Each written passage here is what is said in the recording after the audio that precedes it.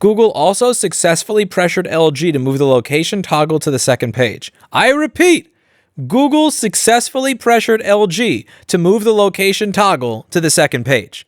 Google continued collecting location data, even when users turned off various location sharing settings, made popular privacy settings harder to find, and even pressured LG and other phone makers into hiding settings precisely because users liked them. Jack Menzel, a former vice president overseeing Google Maps, admitted during a deposition the only way Google wouldn't be able to figure out a user's home and work locations is if that person intentionally threw Google off the trail by setting their home and work addresses as other random locations.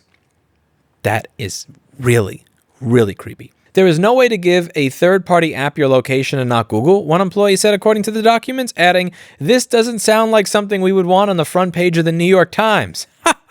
When Google tested versions of its Android operating system that made privacy settings easier to find, users took advantage of them, which Google viewed as a problem, according to the documents. To solve that problem, Google then sought to bury those settings deeper within the settings menu. Good job. Good job, Google. Good job. Hey, everybody. How's it going? Today, I'd like to go over this video that I did about 2 years ago that I feel I've been a little bit vindicated on with some of this investigation that's going on in Arizona. This video says, "Stop being creeps. Storing audio recordings permanently linked to my name should not be auto opt-in." I'm talking about Google. The video title is "Google's breaches of privacy have gone too far."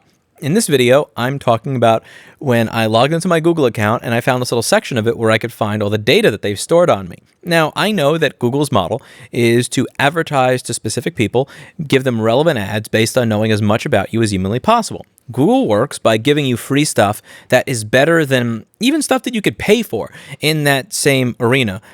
And it's so good that you would pay for it, but it's free. But they take your information. I get that. What was weird to me was when I was able to find recordings of me speaking into my phone from 9 years ago, which was just incredibly creepy. So Android has this feature, this little voice-to-text thing right on the keyboard, where instead of typing into your phone, you can talk into your phone. And what I was able to find were audio recordings that were searchable by text and also downloadable so that I could hear what I said into my phone 10 years ago. And it was so creepy, the hairs in the back of my neck were standing up. It was really weird. Whether it was happy conversations, sad conversations, arguments with family and ex-girlfriends, like all sorts of weird shit that I don't want saved and linked to my account, because if my account were ever to be hacked, then you would find all that stuff. Now, it's one thing if you hack me and you're able to get the stuff that I know I've saved. It's another if you hack me and you're actually able to get access to stuff that I don't even know I have because you're collecting and storing shit without me even knowing that you're collecting and storing shit. Incredibly creepy. And I thought this was a bit off. Now, I know the type of person that I am. I know that when something pops up on my screen and it says, "We would like to share this data to improve our no. "We would like to collect this so that we can make the software better." No. "We would like to anonymously collect." No. "We would like to send error reports." No. I know when it comes to privacy, the type of person I am. I don't know exactly what I did on my phone 10 years ago, but I know when these dialog boxes pop up, I know what my default is every time. So I know that there's no way in hell that they ever popped up something on my phone that said, "When you use voice to text, we will save every recording of what you said in a searchable section of our website forever." I thought this was incredibly creepy. Now, a lot of people in my comments agreed with me that the way Google deals with people's data is insane and inappropriate. And there were some people that were really hardcore Google simps that were saying, "Louis, you're an idiot. You agreed to this and you didn't even know you agreed to it. A box likely popped up and it's your fault that they're recording every single thing about you and saving it forever." They had information on when I was opening certain apps on my phone and when I was doing certain things within certain apps. Like I was able to log in and see in 2011 on August 6th at 3 a.m. you were doing this. Creepy. Now, okay, you're half right there. I'm an idiot. But one of the things that vindicated me recently was this article in Business Insider on an investigation that's been going on for a while. It says Arizona sues Google over claims that it illegally collected location data from smartphone users even after they opted out. Arizona has filed a lawsuit against Google accusing it of illegally collecting smartphone users' location data, Attorney General Mark Brnovich said in a press release on Wednesday. The lawsuit claims Google violated Arizona's consumer fraud laws by tracking users' locations even when they had disabled location tracking settings, and demands Google repay any money it made as a result. The the article goes on. I am not going to read through the article right now. What I want to do is I want to read through some of the stuff that I found in the source documentation. So there were like a bunch of PDFs, and I'll link them down below, where it goes over all the evidence that they found in this case. And what I think would be fun is to just read through some of this. Because at the end of the day, I understand. I know my place in the totem pole. I'm an idiot. However, even if I am an idiot, who else isn't able to understand this stuff when it comes to how Google does business? You'd be surprised. So this is one piece that I found interesting. When it comes to location, it says, I would like to suggest 2 concrete examples to make this clearer. Example 1, person lives in a shared house, has opted his phone out of Google location. Phone is anonymous. Opens Google Maps. Suddenly, Google Maps has house-level accurate location. User left wondering, how does Google know my location? I thought I said no location. Example 2, iOS user in same shared house goes to google.com and says, I don't want Google to use my location a few days before, but yet we do know their location and we can use it. User left wondering, what? I thought I told Google it was not allowed to use my location. So what this shows is as early as 2014, people knew that this was a confusing thing within Google. Let's see. Here it says, even if a user opts out of ads personalization, GAP off, that they can still be targeted based on the finer areas, city or metro. In some ways, the current thinking is that location targeting is a contextual method of targeting. We may want to rethink this. And this is, again, very old. Here it says, recommendation number 1, consider preventing using the finer location targeting for opted out users. Recommendation number 2, ATC to consider whether we want to update why this ad explanations for location targeting. Common problems, confusing settings. So here, they know that this is confusing. It says, while our permission model is hierarchical, our settings menus are not. The location settings are in 3 places: Chrome, Android apps, and Android location. So here, many years ago, the people that work at Google are admitting that their settings are confusing. It gets better. Over here, it shows you the old versus the new version. It says, use location. This app wants to change your device settings. Use GPS, Wi-Fi, and cell networks for location. Use Google's location service, sending anonymous location to Google even when no apps are running. The new version says, for best results, let your device turn on location, which uses Google's location service, which sounds like something I'm more likely to click yes to. So what they're doing here is they took away no and yes and turned it to cancel and okay, and B, they made it sound a lot more innocuous because they're looking to get more people to have location on all the time. I wonder why.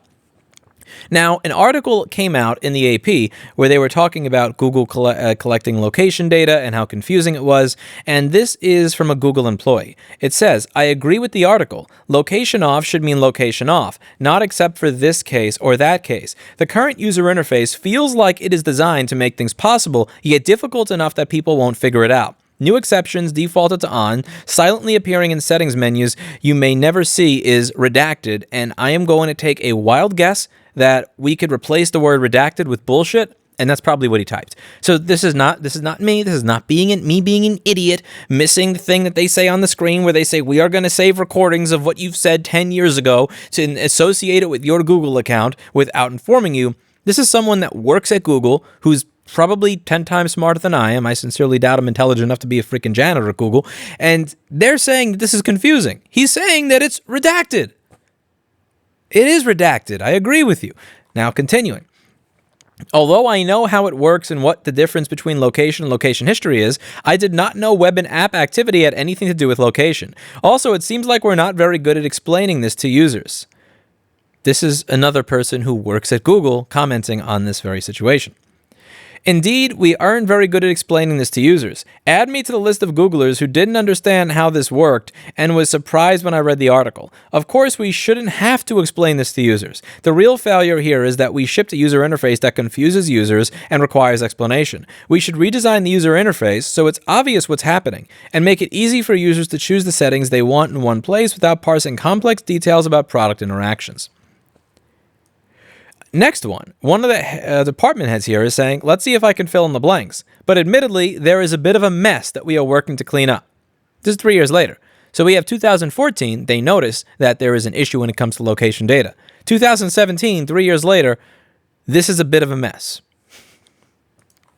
Next, playing with a Loaner Corp phone to learn more about Android features. Enabling location services enables location for Google Play service, with the statement that Google Play service provides the service. 2 questions, assuming location has been disabled for every other app in location's permission screen. 1. Does Google get the phone location? If yes, 1A. Does Google store the location if the user is not logged in? 1B. Is there a way to enable GPS other than Google Phone service that can be used by third-party apps? In this case, I'm experimenting with trying to use Lyft, who needs the location data. Google does not. 2. Where was I supposed to find this information? My web searches on Google and MoMA failed to find the answer. Does this indicate a missing help page somewhere?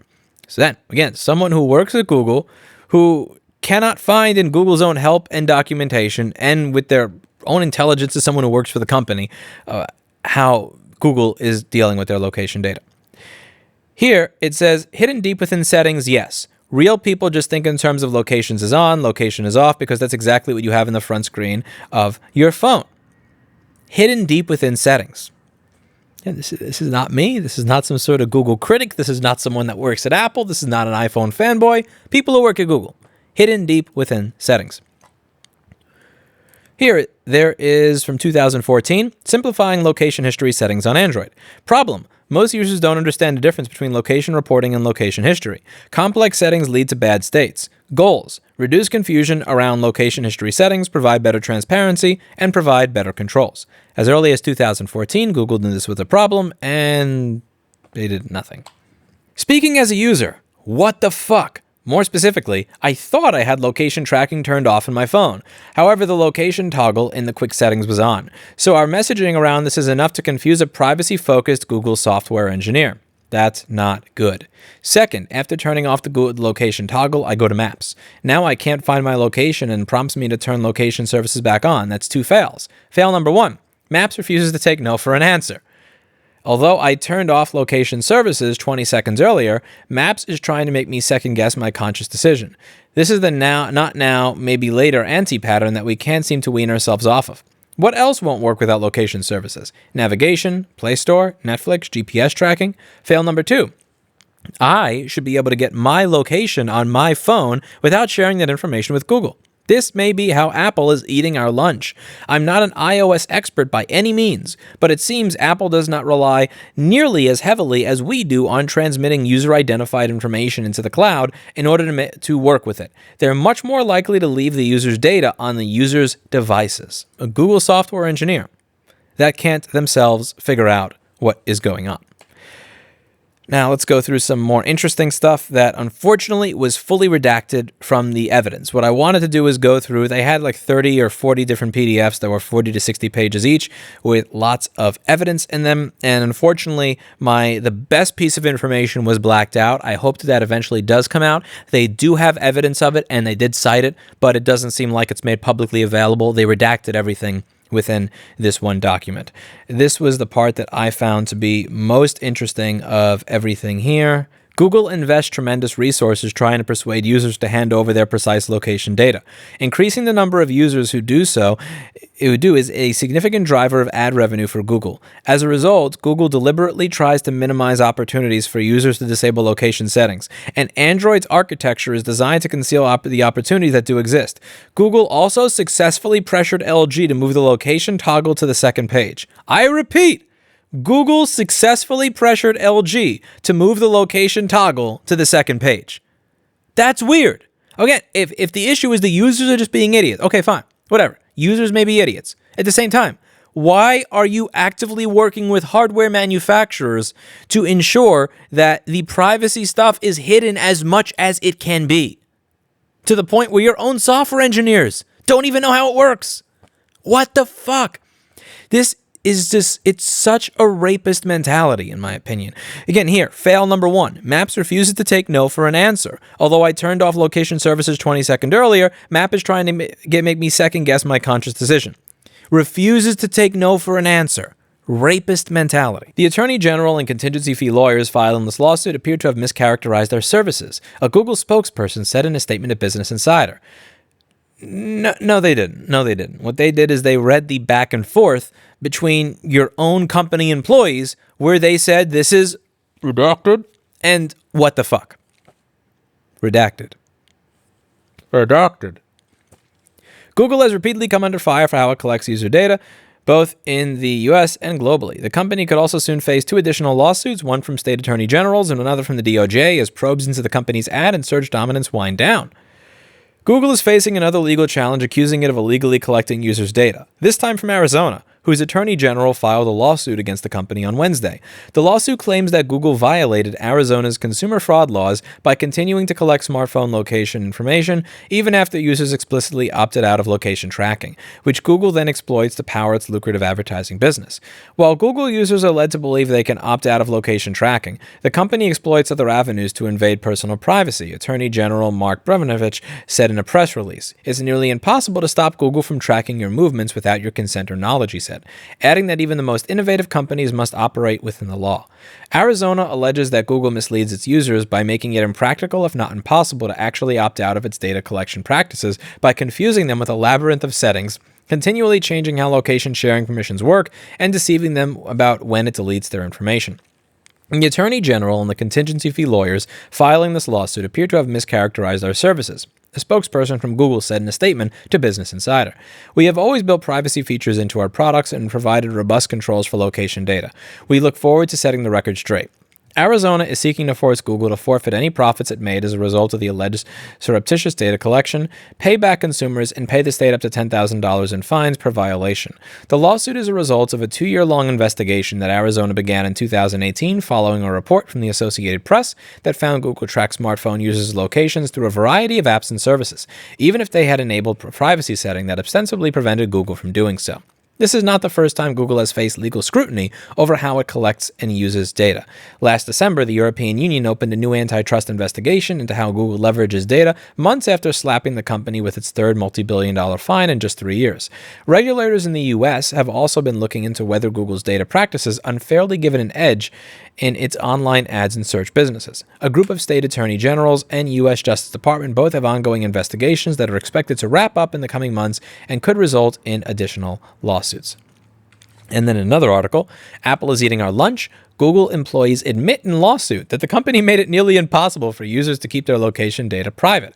Google made it nearly impossible for users to keep their location data private, according to newly unredacted court documents. Even Google executives and employees in charge of location data were confused about how the privacy settings worked. Google was sued by Arizona's Attorney General over its data collection practices last year. Newly unredacted documents in a lawsuit against Google reveal that the company's own executives and engineers knew just how difficult the company had made it for smartphone users to keep their location data private. Google continued collecting location data, even when users turned off various location sharing settings, made popular privacy settings harder to find, and even pressured LG and other phone makers into hiding settings precisely because users liked them, according to the documents.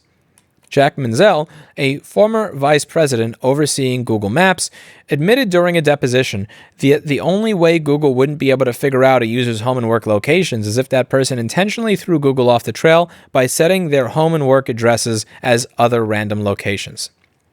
That is really creepy. Jen Chai, a Google senior product manager in charge of location services, didn't know how the company's complex web of privacy settings interacted with each other according to the documents. She was the one that called it a mess when I was showing you this stuff earlier. Google and LG did not respond to requests for comment on the story. Of course not. The documents are part of a lawsuit brought against Google by the Arizona Attorney General's office last year, which accused the company of illegally collecting location data from smartphone users even after they opted out. A judge ordered new sections of the documents to be unredacted last week in response to a request by trade groups Digital Content Next and News Media Alliance. Good on them. Which argued that it was in the public's interest to know and that Google was using its legal resources to suppress scrutiny of its data collection practices. Good on you to Digital Content Next, and News Media Alliance. The unsealed versions of the documents paint an even more detailed picture of how Google obscured its data collection techniques, confusing not just its users but its own employees. Google uses a variety of avenues to collect user location data, according to the documents, including Wi-Fi and even third-party apps not affiliated with Google, forcing users to share data in order to use those apps, and in some cases even connect their phones to Wi-Fi. So, there is no way to give a third-party app your location and not Google, one employee said according to the documents, adding, "This doesn't sound like something we would want on the front page of the New York Times." Ha ha! So there's no way to give a third-party app your location and not Google. This does not sound like something we want on the front page of the New York Times. Well, be on the front page of my channel soon enough. When Google tested versions of its Android operating system that made privacy settings easier to find, users took advantage of them, which Google viewed as a problem, according to the documents. To solve that problem, Google then sought to bury those settings deeper within the settings menu. Good job. Good job, Google. Good job. Google also tried to convince smartphone makers to hide location settings through active misrepresentations and or concealment, suppression, or omission of facts. That is, data Google had showing that users were using those settings in order to assuage manufacturers' privacy concerns. Google employees appeared to recognize that users were frustrated by the company's aggressive data collection practices, potentially hurting its business. Fail number 2. I should be able to get my location data on my phone without sharing that information with Google, one employee said. This may be how Apple is eating our lunch, they added, saying that Apple is much more likely to let users take advantage of location-based apps and services on their phones without sharing the data with Apple. Now, they're right. Honestly, the part that makes me the most depressed out of this entire thing is that we're really getting to the point where if you want to be a part of the modern world, you have to deal with companies that are complete and absolute pieces of shit. How do I put this? Like, we used to have the choice. Nokia's operating system, I forget the name of it, BlackBerry, Palm, Android, iOS. Now you have iOS and Android. So if you want the ability to install an application that you want to install outside of the App Store, if you want basic freedom, your choice is Android. But you don't even get a lot of freedom there anymore because a lot of the phones come with locked bootloaders that you can't unlock. Or if you care a little bit more about privacy, you can go with Apple, where you don't get a headphone jack. The company goes out of their way to restrict what you can do with their product in many, many draconian ways. And again, I've gone over enough in my channel here about Apple. You get two choices, and they both suck. And it's very depressing to see how after 10 or 11 years of, quote, innovation, we actually have less choices now than we used to. And it made me sad when I did that video a few years ago where in the comments everybody was saying if Google has information on you that you don't want them to have, it's on you. You didn't read this. You didn't check that setting. You didn't go to this menu. You're an idiot. Everybody in the comments was going on and on about how you must be stupid for not finding the setting, completely ignoring the fact that the company that makes the operating system was going out of their way to make these settings more difficult to find, to the point where the software engineers at that own company said, A, the fact that we're shipping this user interface to people is screwed up, B, this is redacted, and C, calling it a mess, and D, there is literal evidence that they're trying to bury the settings with them how they deal with the manufacturers. I don't think it's enough that Google give up the money that they made from this type of stuff. I really don't. What I think would truly create some sort of closure here is giving users the opportunity to truly and genuinely delete all this shit. I know when I have a Google Hangouts conversation that I can not save the history, but something tells me that Google's saving that history anyway. I know that when I deleted all the recordings from voice to text, that it was deleted from that menu where I can see it, but something tells me somewhere within Google servers that shit's there anyway. I don't think that there can be closure on this issue until Google creates an honest-to-God delete button for all this shit that actually works. Allow people to truly scrub all the information from your servers that you were collecting against their will using these asinine methods for the past 10 or 15 years, and then we can move on and move forward. But that's the very least that I think is going to have to happen. You let me know what you think of this in the comments down below. And again, I dislike a lot about Apple. I really do. And I go over it on this channel on a regular basis. But one of the reasons that I go out of my way to not insult the users of the products is because I understand the way it is. The choices suck. They're bad. They're really genuinely horrible, bad choices. And I understand why someone who looks at this would say, I don't ever want to trust Android with my location. I don't want to trust Google with my data. I don't blame you. I don't. Again, we have different priority sets for what we choose when we purchase a device. But I understand why someone, after reading all this stuff, including statements from Google's own software engineers, would say, I don't want to deal with this. And it sucks that you get two choices at that point are, get a flip phone or get an iPhone. And it would be nice if there were some actual other real choices out there. We'll see what happens in the future. That's it for today, and as always, I hope you learned something. Let me know what you think in the comments down below. Remember when Jimmy Wales would go on Wikipedia and give you this really guilty face asking you for money? We're going to start doing the same thing here. Not for money, but for solutions. So I have a wiki here, repair.wiki, and on this wiki, my goal is to add lots of pages like this for all different types of devices, not just MacBooks, not just iPhones, where you have a bunch of common problems. So these are the most common problems that happen with the device, and these are the most common solutions. They're not generalized solutions where it's like check circuit. They are specific solutions and specific check here, check what voltage is here, if this, then try that kind of thing.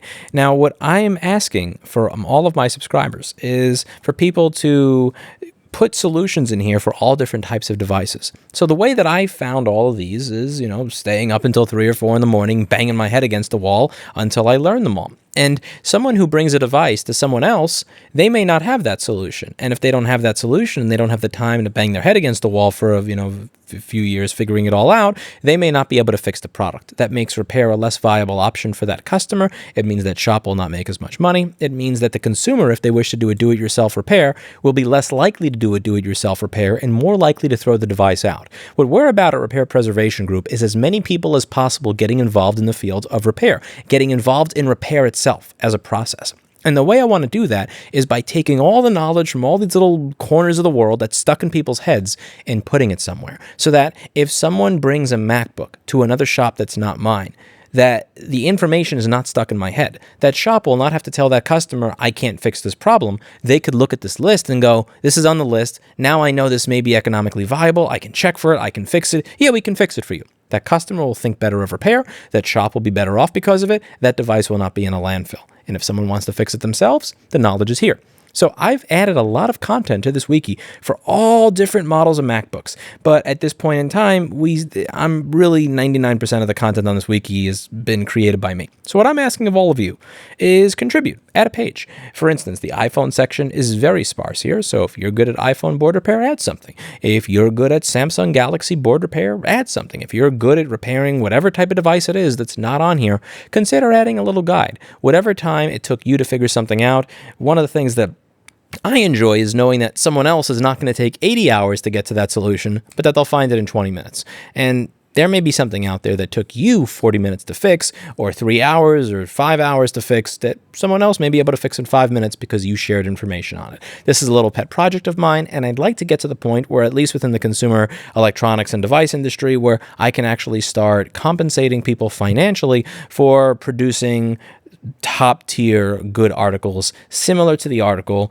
that you see here. So if someone is able to make articles like this for other popular cell phones or laptops and they're good content, I'd like to get this organization to a point. This is a separate organization from the 501c4. This is the 501c3, where that organization can actually compensate people for creating stuff like this and kind of get it rolling. So let me know what you think. I'm going to include a link to the Discord for that down below for anybody who's interested in contributing or has questions. And that's it for today. And as always, hope you learned something. See you all in the next video. And yeah, I'm gonna practice having this face. I'm gonna practice this. I think I can do it. I think I can do it. It's just gonna take me a little bit of time.